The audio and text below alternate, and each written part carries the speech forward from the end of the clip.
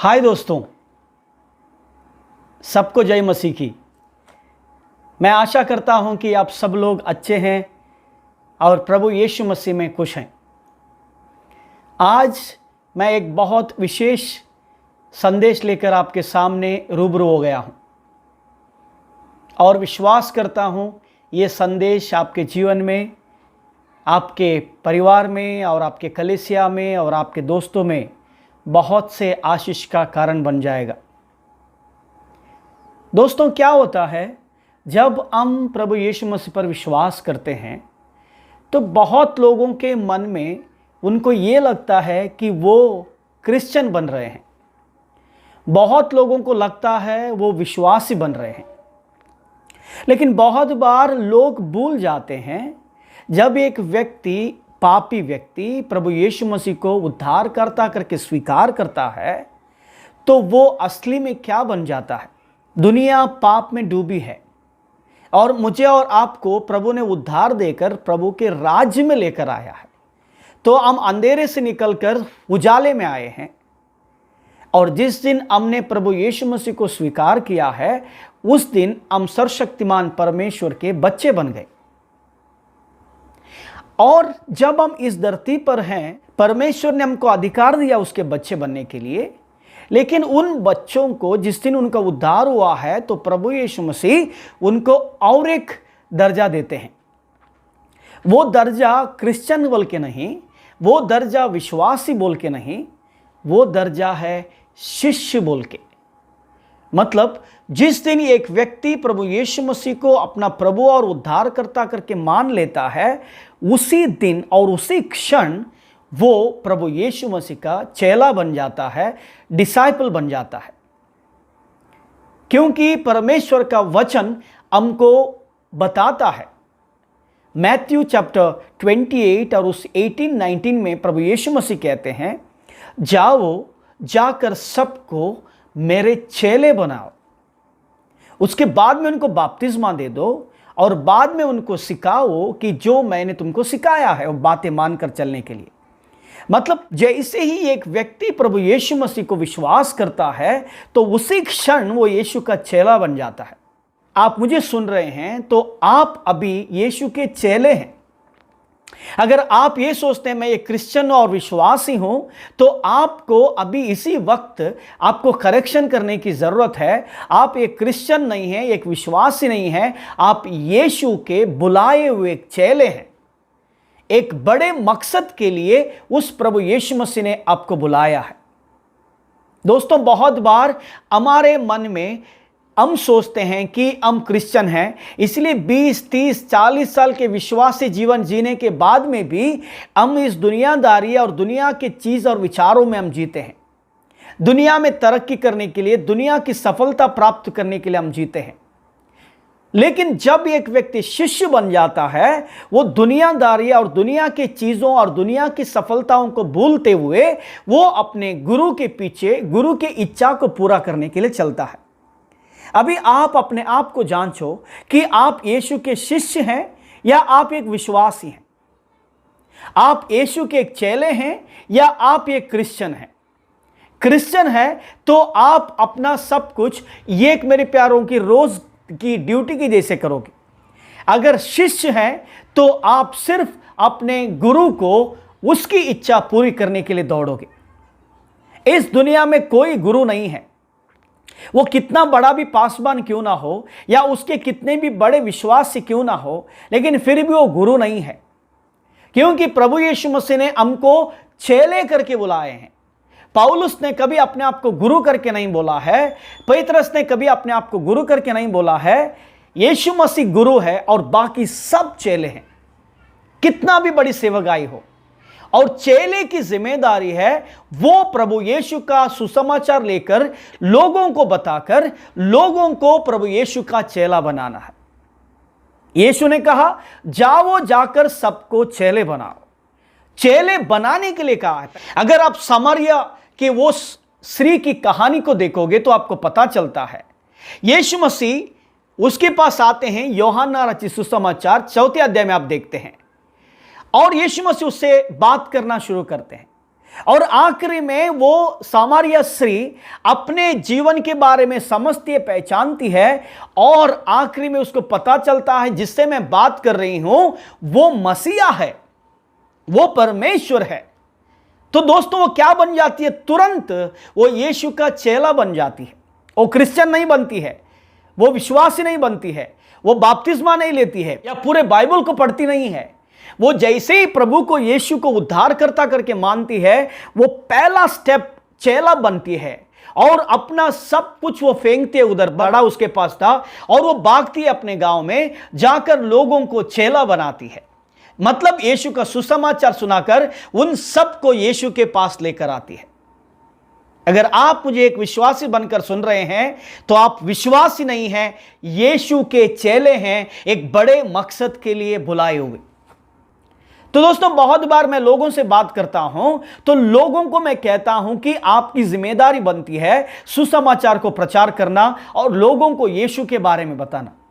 तो तुरंत वो मुझसे कहते हैं, पास्टर जी ये हमारा काम नहीं है, ये काम जो है पास्टर लोगों का है, प्रचारक लोगों का है। हमारा काम तो चर्च में आना है, प्रेयर करना है, फास्टिंग करना है, दान देना है, ऑफरिंग देना है, और ये हमारा काम है। लेकिन सुसमाचार बताने का काम, ट्रैक्स बांटने का काम, प्रभु के वचनों को बताने का काम ये पासबान का है।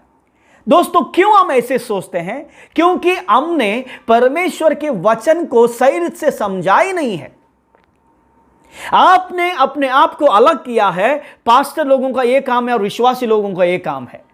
लेकिन यीशु मसीह जब एक विश्वासी को देखता है, वो सबको एक ही नजर से देखता है कि उसके चेले हैं, चाहे वो पासबान हो, चाहे वो कलीसिया का आया हुआ विश्वासी हो। यीशु के नजर में हम सब लोग डिसाइपल्स हैं, चेले लोग हैं, और हमारी सबकी जिम्मेदारी है चेले बनाना।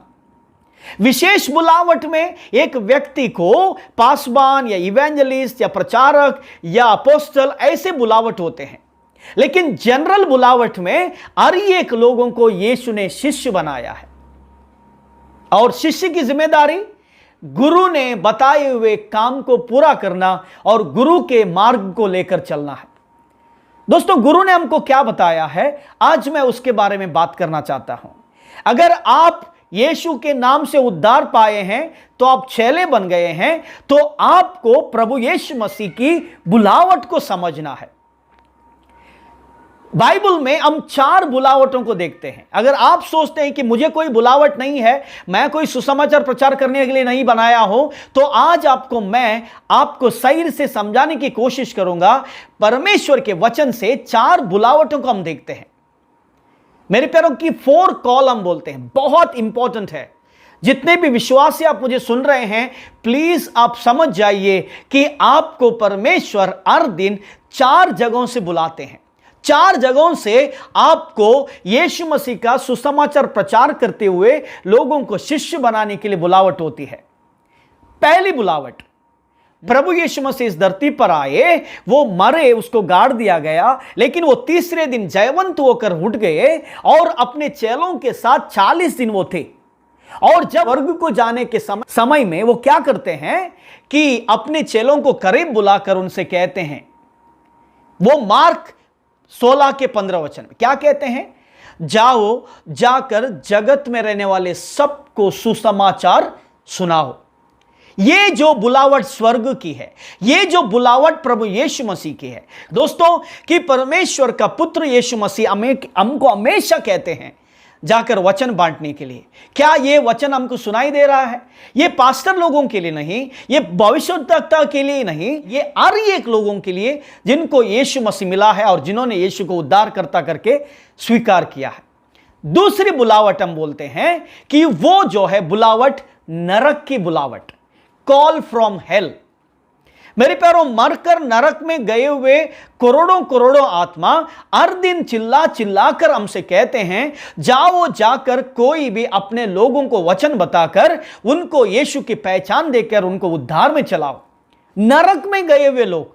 आप मुझे पूछ सकते हैं कि ब्रदर ये क्यों आप कहते हो? दोस्तों जब हम परमेश्वर के वचन में देखते हैं, परमेश्वर का वचन लूका रचित सुसमाचार उधर 16 अध्याय में प्रभु यीशु मसीह एक दृष्टांत कहते हैं, जिसको हम पैराबल बोलते हैं।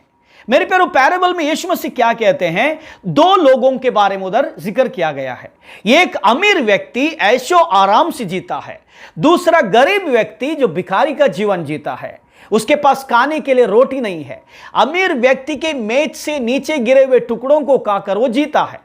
एक व्यक्ति पूरी खुशी ऐशो आराम से दुनियादारी में, दूसरा कंगाल और भिखारी बनकर सच्चाई का जीवन जीता है। दोनों मर जाते हैं। अमीर व्यक्ति नरक को जाता है और गरीब व्यक्ति अब्राहम के पास जाता है, उसके गोद में जाता है। मेरे प्यारो, उधर हम देखते हैं कि अमीर व्यक्ति नरक से स्वर्ग में रहने वाले, अब्राहम के पास रहने वाले लाजरुस को देखते हैं, और लाजरुस को देखकर मेरे प्यारो उसको बहुत दुख होता है। और अब्राहम से वो कहते हैं, ए अब्राहम, उसको कहना कि एक बूंद पानी देने के लिए। तो अब्राहम कहता है, इधर से उधर कोई नहीं जा सकता है, उधर से इधर कोई नहीं आ सकता है। तो तुरंत नरक में जो पड़ा हुआ अमीर व्यक्ति, धरती पर वो शायद स्वार्थी था, लेकिन नरक में उसका स्वार्थ सब कुछ दूर हो गया। और नरक में रहकर वो कहता है 5 भाई है मेरे दुनिया में, ए अब्राहम, लाजरुस से कहना ताकि वो जाकर मेरे भाइयों को वो वचन बताएं और उनको इस नरक में नहीं, उसको स्वर्ग में लेके जाएं। दोस्तों, उस समय पर अब्राहम कहता है अमीर व्यक्ति को, नहीं, ऐसा नहीं हो सकता है, कोई भी इधर से उधर नहीं जा सकता है। तुम्हारे भाइयों को अगर इधर आना है मेरे पास, तो उधर शास्त्र हैं और उधर भविष्यद्वक्ता लोग हैं, उनके वचनों को सुनने दो और उनको मानकर मेरे पास आने दो। दोस्तों, नरक में रहने वाले हर एक लोग चिल्ला चिल्ला कर हर दिन कहते हैं, जाओ अपने लोगों के पास, अपने भाइयों के पास, अपने बहनों के पास, अपने रिश्तेदारों के पास, और वो नहीं चाहते हैं कि कोई उधर आए। लेकिन अब्राहम कहता है कोई नहीं जा सकता है जो स्वर्ग में आया हुआ। उसको क्या करना है? शास्त्र को पढ़ना है। मेरे प्यारो, कौन सा शास्त्र?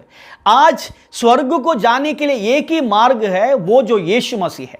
मतलब यीशु मसीह का सुसमाचार हमको पहुंचाना है। आपसे मेरा प्रश्न है, आपके पड़ोसियों के पास बाइबल है क्या? आपके रिश्तेदारों के पास बाइबल है क्या? आपके गांव में रहने वाले पास लोगों के पास बाइबल है क्या? अगर उनके पास बाइबल नहीं है तो परमेश्वर का शास्त्र उनके पास नहीं है। अगर उनके पास परमेश्वर का शास्त्र नहीं है तो उनको यीशु की सच्चाई कैसे पता चलेगी? दोस्तों, इसीलिए हमको ट्रैक्स बांटना है। हर एक विश्वासी चेला है और हर एक चेले को यीशु का ट्रैक्स बांटना है और प्रभु के शास्त्र को हर घर पहुंचाने की जिम्मेदारी है। आपके गांव के लोग आपकी जिम्मेदारी, आपके पड़ोसी लोग आपकी जिम्मेदारी, आपके रिश्तेदार लोग आपकी जिम्मेदारी है। क्योंकि नरक में रहने वाला व्यक्ति इतना बोझ के द्वारा अपने लोगों के पास जाने के लिए हमको अगर चिल्ला चिल्ला कर कहता है, तो हम प्रभु का उद्धार पाए हुए लोग और शास्त्र को अपने हाथ में रखे हुए लोग हम कैसे आसानी से जी सकते हैं? दोस्तों, तो नरक से भी बुलावट है। अगर आप सोचते हैं कि मुझे कोई नहीं बुला रहा है, तो याद रखना, नरक से कोई चिल्लाता है। तीसरी बुलावट, जिसको हम बोलते हैं अंदर से, बोलते हैं कि कॉल फ्रॉम इनसाइड। जिस दिन आपने प्रभु यीशु मसीह को उद्धारकर्ता करके स्वीकार किया, पवित्र आत्मा के रूप लेकर वो आपके अंदर आ गए। इसीलिए कोरिन्थियंस में चैप्टर 3 वर्स 16 में हम देखते हैं कि तुम परमेश्वर के मंदिर हो और परमेश्वर की आत्मा तुम में निवास करती है। मतलब पवित्र आत्मा हमारे अंदर निवास करता है। और पौलुस क्या कहता है? उसको अंदर से एक बुलावट आती है। वो कहता है, अगर आप 1 कोरिन्थियंस उसका 9 चैप्टर उसका 16 और 17 पढ़ोगे, और दूसरा वचन प्रेरितों का कार्य 9 चैप्टर 16 पढ़ोगे, तो आपको पता चलेगा उधर पौलुस कहता है, परमेश्वर का वचन सुनाने का मुझे एक प्रतिज्ञा है। दूसरे शब्दों में मैं कहता हूं, परमेश्वर का सुसमाचार प्रचार करने के लिए परमेश्वर का प्रेम मुझे विवश करता है। दोस्तों, जिस दिन तुमने प्रभु यीशु मसीह को अपना प्रभु और उद्धारकर्ता करके माना, उसी दिन यीशु मसीह पवित्र आत्मा बनकर आपके अंदर आ गए। आपके अंदर वो वास कर रहे हैं और उसी दिन से आपसे वो कह रहे हैं कि उसका वचन का प्रचार करने के लिए। क्योंकि हम जानते हैं आकाश के नीचे लोगों के बीच में प्रभु यीशु मसीह को छोड़कर कोई भी पाप क्षमा नहीं कर सकता है और किसी के भी द्वारा उद्धार या मुक्ति नहीं मिल सकती है। अगर टूटा हुआ पाप के कारण रिश्ता जुड़ना है तो सिर्फ यीशु के द्वारा ही होता है। और जब एक व्यक्ति यीशु के बारे में जाकर बोलता है तभी लोगों का उद्धार होता है। दोस्तों, इधर पौलुस कहता है मेरे अंदर हर दिन परमेश्वर का प्रेम मुझे विवश करता है ताकि जाकर मैं लोगों को सुसमाचार बताऊं। आपका उद्धार हुआ है? कितने सालों से आप चर्च में जा रहे हैं? कितने साल से आप प्रभु यीशु मसीह को विश्वास किया है? क्या अंदर से आवाज आती है हर दिन? हर दिन आपको पवित्र आत्मा बोलता है जाकर सुसमाचार बताओ लोगों को? नहीं बोलता है तो बहुत बड़ी गड़बड़ है। मेरे पर चौथी बुलावट है, उसको हम बोलते हैं कॉल फ्रॉम आउटसाइड। पौलुस परमेश्वर का सेवक था। वो प्रेरितों का कार्य 16 अध्याय का 9वें वचन में लिखा है। पौलुस परमेश्वर का सुसमाचार प्रचार करने के लिए तैयार होकर चलता है। एक रात वो एक जगह पर जाने के लिए मेरे प्यारो एक रुकता है, और रात को जब वो सोता है उसके दर्शन में मैसेडोनिया का एक व्यक्ति आकर चिल्लाकर बोलता है हमारे पास आ जाओ, हमको जरूरत है। दोस्तों, दुनिया में वो मैसेडोनिया के व्यक्ति के जैसे कितने लोग शायद इंतजार कर रहे होंगे और सोच रहे होंगे कोई मेरे पास आएगा और मुझे प्रभु का वचन बताएगा। दोस्तों, उनको सच्चाई पता नहीं है, इसीलिए वो नशेबाजी के लत में पड़ गए हैं। उनको परमेश्वर का वचन पता नहीं है, इसीलिए वो मेरे पर जादू टोना या उन चीजों में फंस गए हैं। उनको सच्चा सुसमाचार नहीं मिला है, इसीलिए वो सृष्टि की पूजा कर रहे हैं। उनको सच्चा सुसमाचार नहीं मिला है, इसीलिए दोस्तों की वो सोचते हैं इस दुनिया मुझे नहीं चाहिए, इस दुनिया में मेरे लिए कुछ नहीं रखा है। निराशा में, चिंता में, परेशानी में बढ़कर वो सोचते हैं आत्महत्या करके मरने के लिए। कितने लोग हर दिन मर रहे हैं क्योंकि उनको सच्चा परमेश्वर की पहचान नहीं है। और जो परमेश्वर ने मुझे और आपको जिम्मेदारी दिया है, उस जिम्मेदारी को पूरा करने की बजाय हम क्या कर रहे हैं? हम अपने कामों में व्यस्त हैं, यह सोचकर यह जिम्मेदारी मेरी नहीं है। मेरे प्यारे, हर दिन आपके आजू बाजू में, आपके गांव में आपके लोग आपको पुकार रहे हैं कि कोई भी मुझे एक सत्य परमेश्वर के बारे में बताएं। अंदर हर दिन पवित्र आत्मा कहते हैं कि जाकर प्रभु का सुसमाचार प्रचार करो। मेरे प्यारों, हर दिन नरक से आवाज आती है कि कोई भी जाकर अपने लोगों को सुसमाचार बता दो, और स्वर्ग से यीशु मसीह हमेशा कहते हैं जाकर लोगों को सुसमाचार बता दो। दोस्तों, अगर मैं कहता हूं मेरा उद्धार हुआ है, मैं कहता हूं यीशु मसीह मेरे अंदर है, और ये मुझे बुलावट नहीं सुनाई दे रही है, तो एक बड़ा प्रश्न चिन्ह उठता है कि क्या मेरा उद्धार हुआ है? दोस्तों, लोग इंतजार कर रहे हैं दुनिया में। एक स्टोरी बताकर मैं खत्म करना चाहता हूं। एक औरत थी, उसके घर पे बहुत परेशानी चल रही थी। वो बहुत भगवानों को मानने के बावजूद भी उसके परेशानी और उसका तकलीफ दूर नहीं जा रहा था। तो एक दिन वो एक बाबा के पास जाती है। बाबा के पास जाकर अपने दिल को और अपने तकलीफ को वो बांटती है। तो मेरे पर उसको सुझाव मिलता है, तुम्हारे घर पे एक बहुत बड़ी श्राप आया है, उसके कारण जो तुम्हारे घर पे ये सारी विपत्ति पड़ी है। तुमको क्या करना है? जो तुम्हारा पहलौठा बच्चा है उसको तुमको बलि चढ़ाना है, और तुम बलि चढ़ाओगे तो तुम्हारे ऊपर जो आया हुआ क्रोध ठंडा हो जाएगा और तुम्हारे घर के सारे परेशानियां दूर हो जाएंगी। तो उसकी बात मानती है, और वो औरत अपने बड़े बच्चे को लेती है और जो उसके सामने जो समुंदर है उस समुंदर में फेंक देती है, और उसका बच्चा मर जाता है। थोड़े ही वक्त के बाद में वो रोती है, बैठकर रोती पड़ती है अपने बच्चे के लिए। तो दो जो सेवक लोग प्रभु का वचन लेकर उधर आते हैं बांटते बांटते, और इस औरत के पास मिलते हैं, या और इस औरत को भी परमेश्वर के वचन को देते हैं, और ये परमेश्वर के वचन को पढ़ती है। और उस वचन में लिखता है परमेश्वर का एक लौता पुत्र जो मनुष्य के पापों के लिए कुर्बान हो गया। John chapter 3 verse 16। परमेश्वर इतना प्रेम किया कि परमेश्वर ने अपने एक लौता पुत्र दे दिया। जैसे वो पढ़ती है उसको समझ में आता है कि उसकी कितनी बड़ी गलती। वो भागती है उस मिशनरियों के पास जो वचन बांटते हैं। वो कहती है अगर तुम एक आधा घंटा पहला आता तो मेरा बच्चा बच जाता। मैं मेरे बच्चे को, मेरे घर के शाप को मिटाने के लिए मैंने मेरे पानी पे फेंक दिया।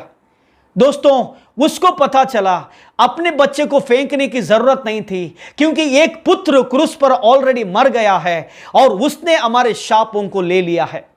अगर उसको औरत को आधा घंटा पहला वचन मिलता तो उसका बच्चा बच जाता।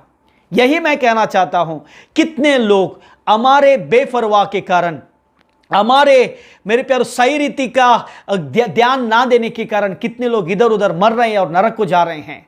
हम क्या कर रहे हैं? क्या हमको स्वर्ग की बुलावट नहीं सुनाई दे रही है? क्या मरे वो कर नरक में जाए हुए लोगों की आवाज नहीं सुना दे रही है? क्या पवित्र आत्मा हमसे बात नहीं कर रहे हैं? क्या दो बाहर के लोगों की आवाज नहीं सुनाई दे रही है? तो बड़ा प्रश्न चिन्ह आता है कि क्या मेरा उद्धार हुआ है? अगर उद्धार हुआ है तो आप जिस दिन आपका उद्धार हुआ उस दिन आप चेले बन गए यीशु के, और आप चेले बन गए हैं तो सुसमाचार जरूर बताओगे और लोगों को चेले बनाओगे। मैं विश्वास करता हूं ये वचन आपके लिए आशीष का कारण बन गया होगा। इसको ज्यादा से ज्यादा शेयर करना। अगर आपने सब्सक्राइब नहीं किया है तो जरूर सब्सक्राइब करना और बेल आइकन को दबाना, ताकि जैसे ही मैं वीडियो बनाऊं आपके पास वो वीडियो पहुंच पाए। प्रभु आप सबको आशीष करे। God bless you.